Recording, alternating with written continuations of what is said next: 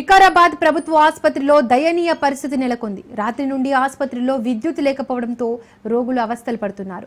Dialysis పేషెంట్లు తీవ్ర ఇబ్బందులు పడుతున్నారు. సమస్యను పరిష్కరించడంలో అధికారులు నిర్లక్ష్యం వహిస్తున్నారు. ఆసుపత్రిలో జనరేటర్ లేకపోవడంతో వైద్య సేవలకు అంతరాయం ఏర్పడింది. ఆసుపత్రి సిబ్బంది తీరుపై రోగులు ఆగ్రహం వ్యక్తం చేస్తున్నారు.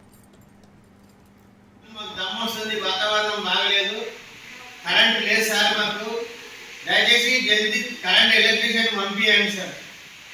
డయాలసిస్ పేషెంట్లను సార్ మేము 5:30కు వచ్చినాము, ఇప్పటి వరకు కరెంట్ లేదు.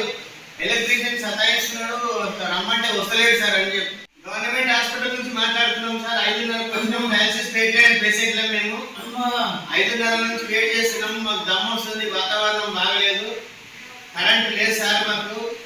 దయచేసి జల్దీ కరెంట్ ఎలక్ట్రీషియన్ పంపించండి సార్. డయాలసిస్ పేషెంట్లను సార్ మేము 5:30కు వచ్చినాము, ఇప్పటి వరకు కరెంట్ లేదు. ఎలక్ట్రీషియన్ సతాయిస్తున్నాడు. వికారాబాద్ ప్రభుత్వ ఆసుపత్రిలో దయనీయ పరిస్థితి నెలకొంది. రాత్రి నుంచి ఆసుపత్రిలో విద్యుత్ లేకపోవడంతో రోగులు అవస్థలు పడుతున్నారు. డయాలసిస్ పేషెంట్లు తీవ్ర ఇబ్బందులు పడుతున్నారు. సమస్యను పరిష్కరించడంలో అధికారులు నిర్లక్ష్యం వహిస్తున్నారు. ఆసుపత్రిలో జనరేటర్ లేకపోవడంతో వైద్య సేవలకు అంతరాయం ఏర్పడింది. ఆసుపత్రి సిబ్బంది తీరుపై రోగులు ఆగ్రహం వ్యక్తం చేస్తున్నారు. దీనికి సంబంధించి మరిన్ని డీటెయిల్స్ మా ప్రతినిధి రత్నకుమార్ అందిస్తారు. రత్నకుమార్, వికారాబాద్ ఆసుపత్రిలో నెలకొన్న పరిస్థితిని సంబంధించి మరిన్ని డీటెయిల్స్ ఏంటి?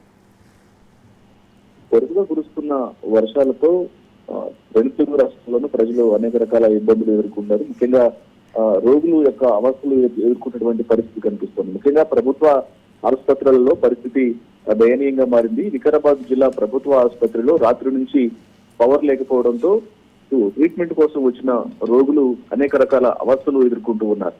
ముఖ్యంగా మరోవైపు అక్కడే డయాలసిస్ కు సంబంధించి ఎవరైతే కిడ్నీ రోగంతో బాధపడుతూ డయాలసిస్ చేయించుకునేందుకు వచ్చినటువంటి ఆ పేషెంట్లు సైతం పవర్ లేకపోవడం కారణంగా విద్యుత్ సరఫరా పూర్తిగా నిలిచిపోవడంతో డయాలసిస్ ప్రక్రియ అనేది ఆలస్యం కావడం, దీనివల్ల అనేక రకాల అవస్థలు ఎదుర్కొంటూ ఉన్నారు. అయితే ప్రభుత్వ ఆసుపత్రిలో పరిస్థితి ఇలా ఉంటే దీనికి సంబంధించి అధికారుల నిర్లక్ష్యం అనేది చాలా స్పష్టంగా కనిపిస్తుంది. చిన్న చిన్న సమస్యలను పరిష్కరించడంలో కూడా విద్యుత్ శాఖ అధికారులు నిర్లక్ష్యం వహిస్తున్నారు అని మండిపడుతున్నారు ఆసుపత్రికి వచ్చినటువంటి రోగులు. మరోవైపున అక్కడ కనీసం విద్యుత్ లేకపోవడం, ఆల్టర్నేటివ్ గా జనరేటర్లు కూడా ఏర్పాటు చేయకపోవడంతో ఆసుపత్రికి వైద్యం కోసం వచ్చినటువంటి రోగులకు అనేక రకాల ఇబ్బందులు అనేవి తలెత్తుతూ ఉన్నాయి. మరోవైపున వైద్యులకు సైతం ట్రీట్మెంట్ చేయాలంటే ఇబ్బంది ఎదురవుతుంది. వీటన్నిటిని కూడా ఇటు ప్రభుత్వ ఆసుపత్రిలోని వైద్యులు పట్టించుకోవట్లేదు, మరోవైపున విద్యుత్ శాఖ అధికారులు సైతం నిర్లక్ష్యంగా వహించడంతో పూర్తిగా అక్కడికి వచ్చినటువంటి ఎవరైతే రోగులు ఉన్నారో వాళ్ళు అవస్థలు ఎదుర్కొన్నటువంటి పరిస్థితి ఉంది. Right, thank you Ratnakumar.